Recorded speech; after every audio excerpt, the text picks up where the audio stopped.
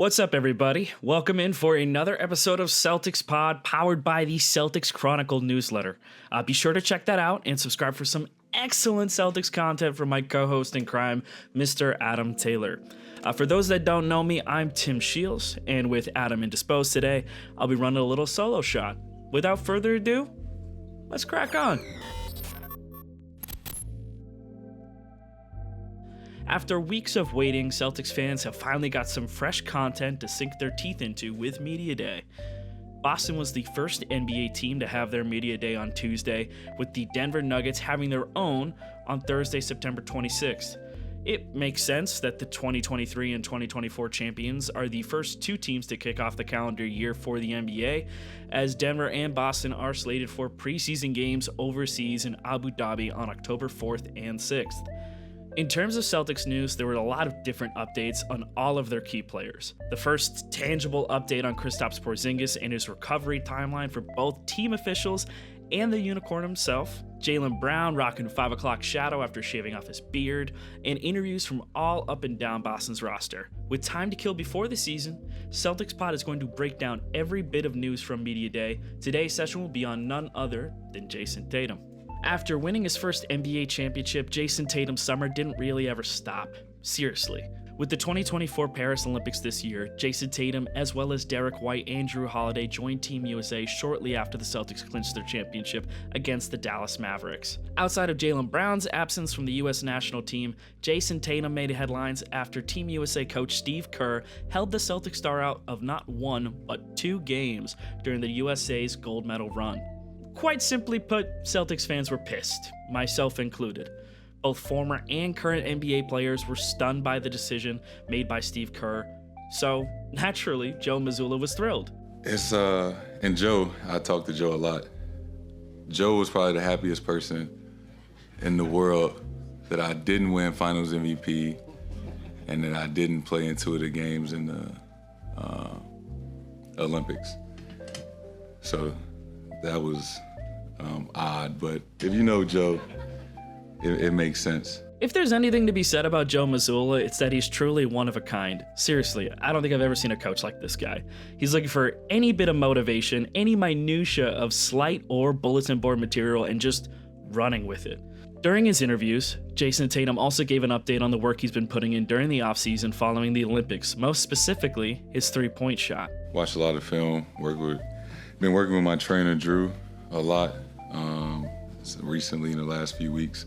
A few mechanical things, pick up points, hand placement, getting lower, keeping my shoulders forward and things like that. Yeah, there's some things I could have fixed, but just in the midst of the playoffs and trying to manage, your rest and things like that, it's a little tougher. And I was still playing well, just wasn't shooting the ball as well as I would have liked. And obviously we were winning, so it wasn't the time or the place to, try to fix things in that moment.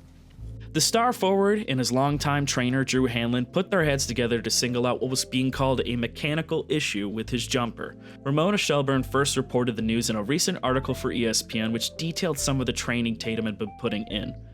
He had been doing 2-a-days with his longtime skills coach Drew Hanlon and physical therapist Nick Sang to address a mechanical issue in his jumper that had come up early last season and had reared its head during the playoffs and Olympics. For frame of reference, here's a helpful side-by-side clip put together by Nate Moskowitz of Celtics Blog. Definitely give Nate a follow if you can. I put his tag on the image.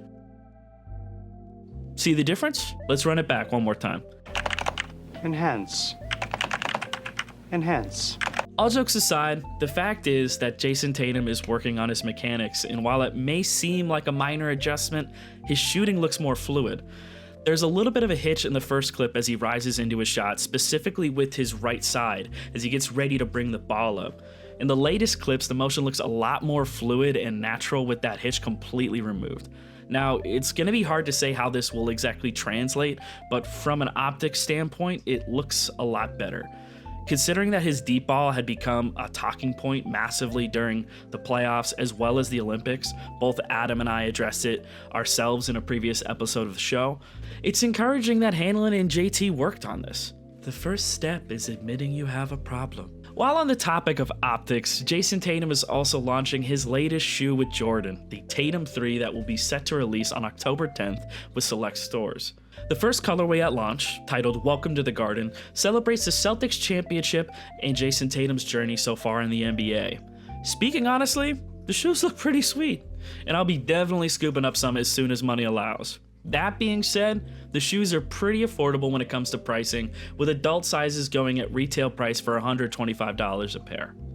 Lastly, here are some of the more notable things that Jayson Tatum said when asked about motivation going into this season.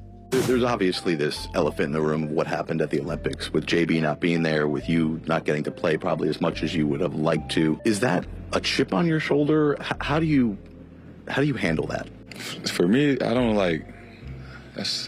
don't give anybody or a situation like that much attention or credit. Like, I didn't need any extra motivation coming into the season, right? My motivation came from us winning the championship and, the company that I joined in doing that. And the motivation came from not being satisfied. And Larry Bird's the best Celtic to ever wear this uniform. And that's the guy that I'm chasing. And even if I fall short of that, if I aspire to be as great as he was, and even if you fall a little short, you had a hell of a career. So my motivation is chasing, the best players to ever play, the best player to ever wear a Celtic uniform. Between changes in his jump shot, dealing with disrespect at the Olympics, or his overall attitude going into this title defending season, Jayson Tatum seems as locked in as ever and motivated to really do some damage this year. It's hard to predict, but maybe, just maybe, this is the year where we finally see Tatum win an MVP for the first time in his career. With that said, that'll wrap us up for this episode of Celtics Pod. If you liked what you saw, like, comment, subscribe for more content, and please give us your feedback. The more we grow, the more content we could provide, the more effort we could put into this stuff. Be sure to check out the Celtics Chronicle newsletter, wordsmith by Adam Taylor, and we will catch you next time. Cheers.